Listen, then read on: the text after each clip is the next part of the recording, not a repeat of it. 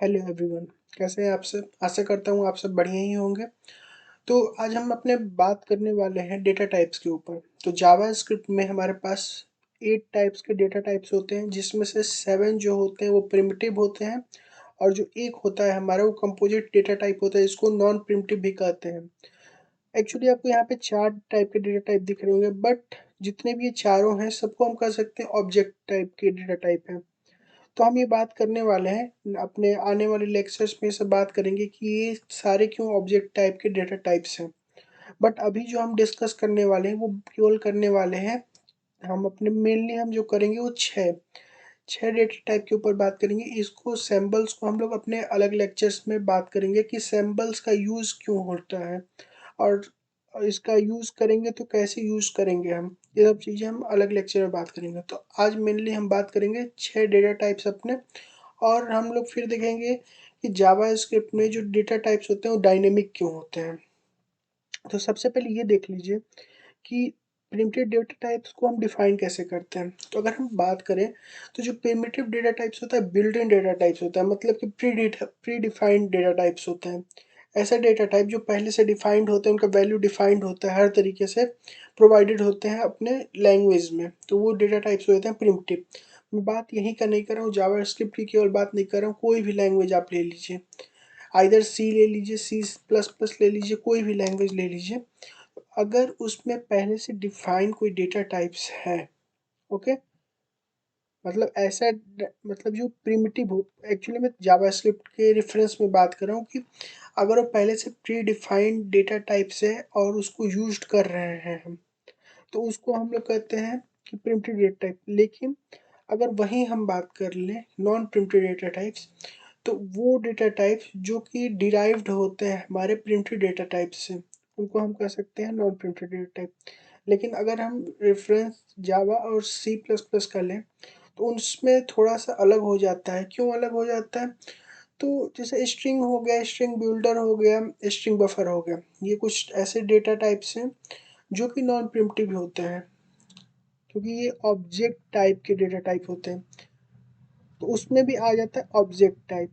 तो अब हम ये देखेंगे कि ऑब्जेक्ट टाइप के डेटा टाइप होते क्या है। ये हर लैंग्वेज में ऑब्जेक्ट टाइप का डेटा टाइप नेसेसरी क्या हुआ, ये ऑब्जेक्ट क्या है, क्यों हम ऑब्जेक्ट पढ़े, जब हमारे पास प्रिमिटिव डेटा टाइप है तो हम ऑब्जेक्ट क्यों पढ़े। तो ये सब चीज़ें हम देखेंगे। तो अभी समझ लीजिए कि जावा स्क्रिप्ट में हमारे पास 7 डिफाइंड डेटा टाइप्स हैं जिनका हम यूज़ करते हैं, और वो क्या है, प्रिमिटिव डेटा टाइप्स हैं। तो अब हम एक एक करके सब डेटा टाइप पढ़ने वाले हैं। तो सबसे पहले हमारा जो ये डेटा टाइप्स है वो हो जाता है हमारा स्ट्रिंग डेटा टाइप्स। तो स्ट्रिंग डेटा टाइप्स क्या होता है, सीक्वेंस ऑफ कैरेक्टर होता है जो कि इंक्लूज होता है या तो सिंगल कोट, डबल कोट्स, या विथ इन अ बैकटिक्स। चलिए हम अपने वीएस कोड पे चलते हैं और देखते हैं इसका मीनिंग क्या है। ऑल राइट, तो ये जैसे मैंने यहाँ पे ये 3 वेरिएबल्स को डिक्लेयर किया, string, string one, string two. It means कि मैंने सबसे पहले डिक्लेयर किया स्ट्रिंग को, फिर उसमें कुछ वैल्यू इनिशलाइज किया है। तो मैंने वैल्यू इनिशलाइज करने के लिए डबल कोट्स का यूज किया है। किस चीज़ का? डबल कोट्स का। फिर मैंने स्ट्रिंग वन को डिक्लेयर किया है और उसमें वैल्यू जो इनिशलाइज किया उसको सिंगल कोट्स के हेल्प से इनिशलाइज किया है, और ये बैकटिक्स के हेल्प से। बैकटिक्स आप देखेंगे वन, जो आपके कीबोर्ड में जहाँ वन लिखा होगा उसके पास में एक सिंबल होगा, वही बैकटिक होता है। तो 3 तरीके से अपने हम स्ट्रिंग को इनिशलाइज करते हैं अपने डिक्लेयर्ड वेरिएबल में। तो ये एक प्रिमिटिव डेटा टाइप्स है। और अगर इनको हम लिखते भी हैं ना अलग अलग तरीके से, चाहे डबल कोट्स में लिखें, सिंगल कोट्स में लिखें, या बैकटिक्स में लिखें, तीनों का मीनिंग सेम ही होता है। तो ये देख लीजिए। और अगर हम बात करें console dot log S T R equal equal to string, हम चेक कर लेते हैं क्या ये तीनों सेम है या अलग अलग है। तो अगर हम इसको चेक करेंगे तो अभी आपको पता चल जाएगा कि ये ट्रू रिटर्न करेगा। इट मीन्स कि ये तीनों जो वैल्यू है सेम है। देखिए, इट मीन्स कि आप डबल कोट से करें, सिंगल कोट से करें, या बैकटिक से करें, तीनों का मीनिंग सेम होता है और स्ट्रिंग को रिप्रेजेंट करने का ये तरीका होता है।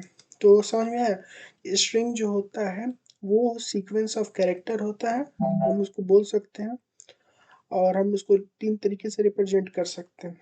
ओके, नेक्स्ट हम जो बात करेंगे, हम यहाँ पे नेक्स्ट हम जो बात करने वाले नंबर्स के ऊपर बात करें कि नंबर्स क्या होते हैं, क्यों हम नंबर्स पढ़े अपने जावास्क्रिप्ट में, इसका नेसेसिटी क्या है इस चीज़ की।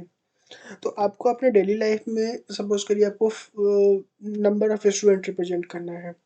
आप किसी दुकान पे गए और आप कहें कि मुझे 2 किलो चीनी दे दीजिए, या आपने कहा कि मुझे 2.5 किलोमीटर चलना है किसी शॉप पे जाने के लिए, या आपने कहा कि मुझे अपने गर्लफ्रेंड से के घर जाना है और तो उसका दूरी है यहाँ से 3.5 किलोमीटर। तो अगर आप इस टाइप से बोल रहे हैं तो आप एक वैल्यू यूज़ कर रहे हैं, एक नंबर यूज़ कर रहे हैं। उस नंबर को रिप्रेजेंट करने के लिए हमारे पास एक डेटा टाइप होता है जिसको नंबर डेटा टाइप कहते हैं। बेसिकली क्या है कि अलग अलग लैंग्वेज में इसको अलग अलग तरीके से प्रेजेंट किया, जैसे इसका डिफ्रेंशिएट कर देते हैं, इंटीजर को अलग, रियल वैल्यू को अलग, इसको हम लोग कहते हैं रियल वैल्यू।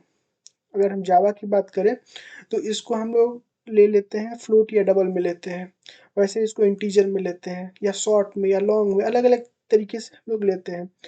लेकिन जावा स्क्रिप्ट में कुछ ऐसा नहीं है, जितने भी डेटा टाइप है नंबर, उनको एक ही में रखेंगे, एक ही कैटेगरी में रखेंगे, उसको हम कहेंगे नंबर डेटा टाइप।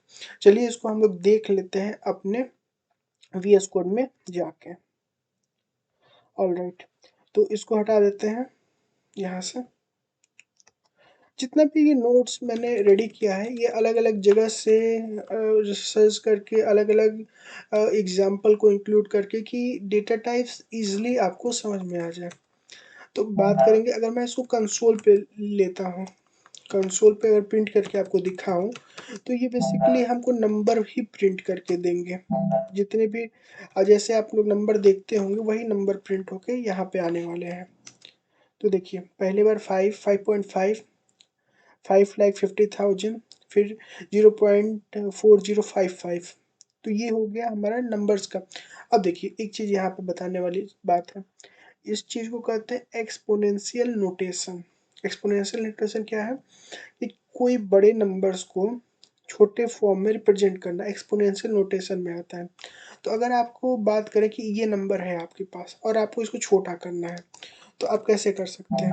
तो आप ऐसे कुछ कर सकते हैं, आप सबसे पहले 2 डिजिट को लेंगे 5.5, और आप क्या करें मल्टीप्लाई कर देंगे 10, और 10 और उसके पावर आप कर देंगे 5। तो ये आपका शॉर्ट फॉर्म में नोटेशन हो गया। बट इसको प्रोग्रामिंग वर्ड में कैसे लिखेंगे? तो प्रोग्रामिंग में ऐसे लिखेंगे 5.5, 5.5, और जितना भी आपका पावर है ई लिखने के बाद सिंपल पुट कर देंगे। तो ये क्या नोटेशन हो गया आपका, इस चीज़ का नोटेशन, ये बड़े वाले नंबर का नोटेशन ऐसे लिख देंगे। वैसे ही अगर माइनस है, माइनस का मीनिंग क्या हुआ? सिंपली माइनस का मीनिंग ये हो गया कि 5.5 तो है ही आपके पास, ये अगर आप इस चीज़ को इस तरीके में तोड़ेंगे तो ऐसे तोड़ लीजिए। सबसे पहले इस चीज़ को अगर आप ऐसे देख रहे हैं तो सबसे पहले 5.5 लिखिए, फिर 10 लिखिए, उसका पावर -5 है तो -5 कर दीजिए। सिंपल इसका मीनिंग ये होता है। तो आपको दिख रहा होगा ये 5.5 है, फिर ई लिखते हैं आप अगर ऐसा कुछ नंबर है, और उसके बाद जो भी पावर है उसको आप मेंशन कर दीजिए। तो ये हो जाता है एक्सपोनेंशियल नोटेशन। कोई बड़ी चीज़ नहीं है, कोई ऐसा नहीं है कि कोई ना समझ में आए, ना आए आपको समझ में, ऐसा कुछ चीज़ नहीं है ये। तो इसलिए ये हो जाता है मैं नंबर्स का रिप्रेजेंटेशन। अब बात करते हैं अपने नेक्स्ट जो डेटा टाइप है वो देखते हैं। तो एक्चुअली हाँ, कुछ और चीज़ में डिस्कस करने वाली चीज़ें हैं, जैसे कि ये देखिए, ये इंपॉर्टेंट चीज़ है, ये NaN क्या होता है? अभी आप थोड़ा सा इस पे कंफ्यूज होने वाले हैं, ध्यान से देखिएगा। क्यों? क्योंकि अभी बताता हूँ क्यों होने वाला है। अब इसको आप रन कीजिए और देखिए क्या आ रहा है। ये NaN क्या है? तो NaN एक सिंबल है जो कि नंबर्स के अंदर आता है, वो ये बतलाता है, ध्यान सुनिएगा। NaN is not a number. पहले बात तो ये देखिए, एक ये नंबर नहीं है, not a number, but it's a symbol use to denote that it is not a number। मतलब ये हुआ कि जो NaN है बेसिकली नंबर्स के अंदर एक सिंबल है। नंबर्स के अंदर क्या है, एक सिंबल है। क्यों यूज होता है, आपको ये दर्शाने के लिए यूज होता है कि ये एक नंबर नहीं है। जैसे कि अगर किसी स्ट्रिंग को आप अगर नंबर से डिवाइड करते हैं तो वो क्या आएगा, कुछ नहीं आएगा, वो नंबर नहीं है। तो लेकिन कोई सिंबल होना चाहिए था, तो इसलिए NaN बना दिया। तो इसी टाइप से आप अगर स्क्वायर रूट ऑफ -1 फाइंड करें तो NaN आ जाता है, नॉट अ नंबर। तो ये हमारा एक नंबर्स का इम्पोर्टेंट थिंग है कि पूछ देता है कि NaN क्या है। तो NaN क्या है, नॉट अ नंबर, एक सिंबल है। कब यूज होता है, तो ऐसे टाइम यूज होता है जब हमको पता चलता है कि अगर हम अनएक्सपेक्टेड एडिशन कर रहे हैं, मतलब एडिशन तो नहीं, अनएक्सपेक्टेशन स्ट्रिंग को हम लोग किससे डिवाइड कर रहे हैं, किसी नंबर से डिवाइड कर रहे हैं, या किसी चीज़ को जैसे -1 को हम लोग उसका स्क्वायर रूट फाइंड करें। कुछ ऐसा चीज़ जो अनएक्सपेक्टेड हो, जो नंबर्स में पॉसिबल ना हो, तो उसको करने के लिए हम लोग क्या यूज़ करते हैं, उसको रिप्रेजेंट करने के लिए NaN यूज़ करते हैं। Got it. अब हम जो नेक्स्ट बात करने वाले हैं वो हम देखते हैं क्या है। ओके। हाँ, एक छोटा सा और कंसेप्ट है नंबर्स के ही अंदर, लेकिन हम इसको बात करेंगे ओके, यही बात कर लेते हैं। तो ये इम्पोर्टेंट टॉपिक है। तो जैसे अब मैंने बताया था आपको कि जावा C++ में जो नंबर्स होते हैं उनको डिनोट करने के लिए अलग अलग साइज का वैल्यू हम लोग लेते हैं। जैसे इंट के लिए 34 बिट, लॉन्ग के लिए 64 बिट, बाइट के लिए 8 बिट, शॉर्ट के लिए 16 बिट। तो ये हमारा हो जाता है, इंटीजर्स नंबर को इतने साइज में रिप्रेजेंट करते हैं। वैसे ही अगर हम बात करें रियल नंबर का, तो float 32 bit, double 64 bit. But जो हमारा नंबर्स होता है उसका जो डबल प्रिसीजन होता है वो 64 बिट होता है। नंबर्स में हम लोग जो अपना नंबर्स रिप्रेजेंट करते हैं, तो नंबर्स कहाँ तक रिप्रेजेंट कर सकते हैं, अपने 64 बिट फ्लोटिंग पॉइंट तक रिप्रेजेंट कर सकता है। इसका मीनिंग क्या है, इसका मीनिंग ये हुआ कि अगर इसके बाद इससे बड़ा नंबर आता है, 64 बिट से बड़ा नंबर आता है, मतलब ये हुआ कि 2 to the power 53 -1 से अगर बड़ा नंबर आता है, तो वो जो नंबर आएगा वो एक्यूरेट नहीं होगा, प्रिसाइज नहीं होगा, उसमें कुछ एरर होंगे, रॉन्ग वैल्यू होगा। ये मीनिंग होता है इसका। तो इसके लिए हमने इंट्रोड्यूस किया बिग इंट। बिग इंट एक न्यूमेरिक डेटा टाइप है जो कि तब यूज्ड होता है जब हमारा वैल्यू जो होता है 2 to the power 53 -1 वैल्यू से ज़्यादा होता है। तो अगर बड़ा वैल्यू है आपका कुछ इस टाइप का, बहुत बड़ा नंबर, तो अगर आप इसको नंबर में सिंपली रिप्रेजेंट करते हैं तो आपको जो एक्यूरेसी है उसका ख़त्म हो जाएगा, वो एक्यूरेसी, और आपको वो एक्यूरेट वैल्यू नहीं मिल पाएगा। तो इसके लिए आपको यूज़ करना होता है बिग इंट। तो चलिए इसको हम लोग अपने VS कोड में ले जाके देखते हैं। ऑल राइट,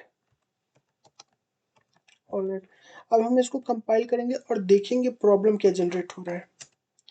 तो आप देखिए, इसने एक्सपोनेंशियल नोटेशन में ले गया, और अगर मैं इसको एक्सपोनेंशियल नोटेशन से, जैसे मैंने आपसे बताया था कि नंबर्स जैसे ये है, तो सबसे पहले इसको लिख लीजिए,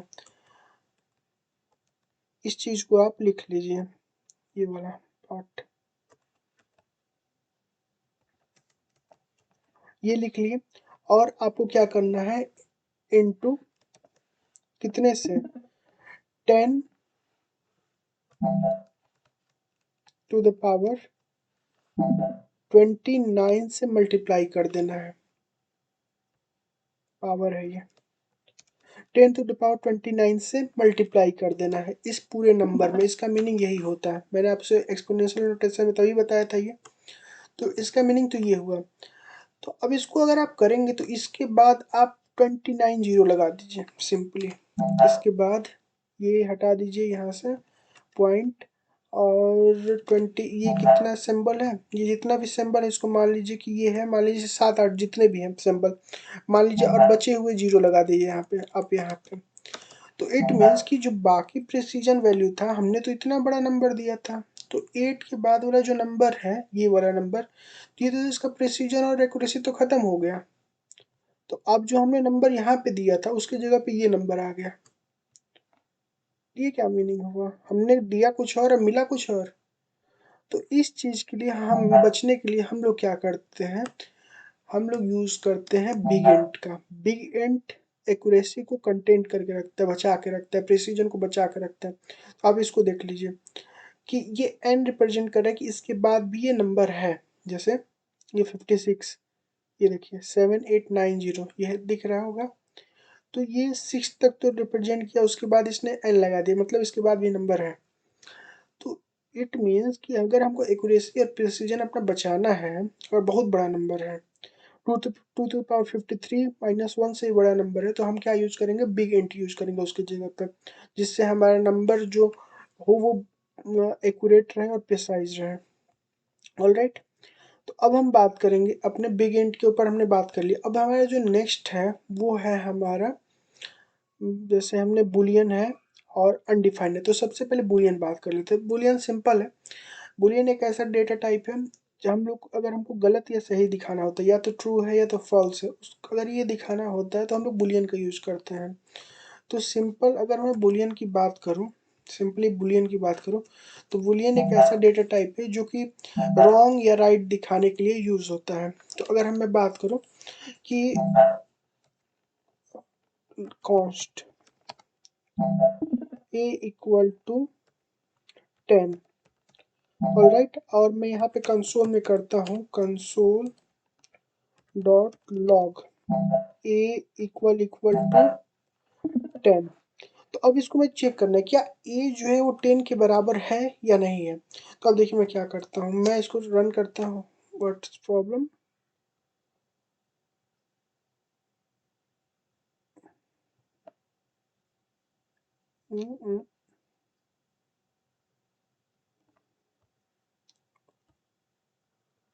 wait a minute,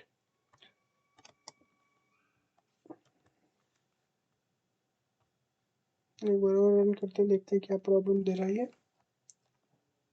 I think so,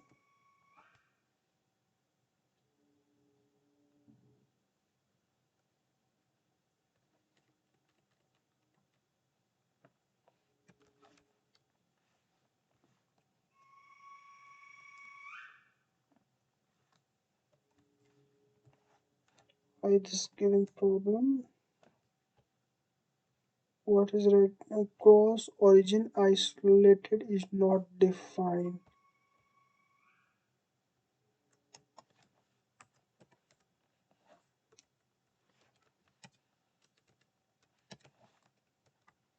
just a minute, okay, alright, काम करने लगा। तो लेट, अगर मैं बात करूं कि नंबर इक्वल टू हमारा आ जाता है 10, और हम क्या करते हैं, चेक करते हैं let the number is equal to 10 और नॉट, इक्वल टू 10 और नॉट, इसको हमको चेक करना है। तो हम लोग क्या करेंगे, cl कंसोल डॉट लॉग, और हम लोग लिखेंगे नम इक्वल टू 10, क्या ये नम जो है हमारे 10 के बराबर है या नहीं है। तो देखते हैं कि इसको रन करने पे मुझे मिला ट्रू। तो ये तब यूज होता है जब हमको फाइंड करना होता है कि क्या हमारा जो नंबर है वो इक्वल है या नहीं। अगर इक्वल है तो ट्रू है, अगर इक्वल नहीं है तो फॉल्स है। जैसे इस बार मैं रन करूंगा तो फॉल्स आएगा दूसरे वाले में।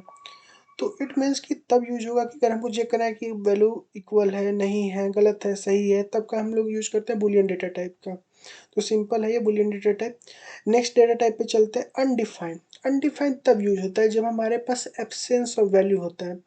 जैसे अगर मैं कोई वेरिएबल डिफाइन करूँ और उसमें कुछ वैल्यू इनिशियलाइज ना करूँ, जैसे लेट फर्स्ट नेम मैं कर देता हूँ यहाँ पे, लेट फर्स्ट नेम, और इसको मैं कंसोल डॉट लॉग करता हूँ, तो जो ये डेटा टाइप होता है उसको हम कहते हैं अनडिफाइंड। इट मीन्स कि जो वैल्यू आ रहा है वो अनडिफाइंड है। और इसका टाइप, इसका चेक करें, टाइप, टाइप ऑफ अगर चेक करें इसका तो क्या आएगा, अनडिफाइंड आएगा। तो जो ये वैल्यू है वो भी अनडिफाइंड आया इसमें। जो अगर फर्स्ट नेम का वैल्यू चेक करें वो क्या होगा, अनडिफाइंड होगा, वैल्यू अनडिफाइंड होगा। और उस अनडिफाइंड का टाइप क्या होगा, अनडिफाइंड होगा। क्लियर है ये? मीन्स कि जो अगर हम किसी चीज़ को इनिशलाइज नहीं करते तो जो वैल्यू आता है वो क्या होता है, अनडिफाइंड, और टाइप क्या होता है, अनडिफाइंड। दो अलग अलग चीज़ें। वैल्यू मैं बात कर रहा हूँ कि ये अनडिफाइंड एक वैल्यू भी है, और जो इसका टाइप आ रहा है वो क्या है, वो अनडिफाइंड है। तो ये चीज़ होता है, तो इसको ध्यान में रखिएगा कि अगर किसी वैल्यू को आप इनिशलाइज नहीं करेंगे तो वो क्या हो जाएगा, अनडिफाइंड हो जाएगा। अगर वेरिएबल डिक्लेयर किए हैं और इनिशलाइज नहीं किए हैं तो। अब हम नेक्स्ट बात करने वाले हैं अपने नल के ऊपर। तो नल वैल्यू इनिशियली, अगर आपको सपोज कीजिए आप कोई ऑब्जेक्ट क्रिएट करना है और इनिशियली आप चाहते हैं कि उसमें अब्सेंस ऑफ, मतलब उसमें कोई वैल्यू ना हो, इनिशियली वैल्यू एब्सेंस हो वहाँ से, तो हम सिंपली एक वैल्यू होता है नल, स्पेशल कह सकते हैं वैल्यू होता है, और उसको हम लोग यूज़ करते हैं नल के हेल्प से। तो अगर हम सिंपली कर दें let null one equal to null, और इसका हम लोग टाइप देखें तो आपको टाइप मिलेगा ये ऑब्जेक्ट टाइप का। सिंपली आप देख सकते हैं यहाँ पे। तो जब हम ये ऑब्जेक्ट बात करेंगे तब खास तौर पे इस पर बात करेंगे। मतलब वैल्यू डिफाइन है, प्री डिफाइन है, इसलिए इसको हम प्रिमिटिव डेटा टाइप में रख रहे हैं। देखिए ये नल है, और टाइप अगर देखते हैं हम तो क्या आता है, ऑब्जेक्ट डेटा टाइप।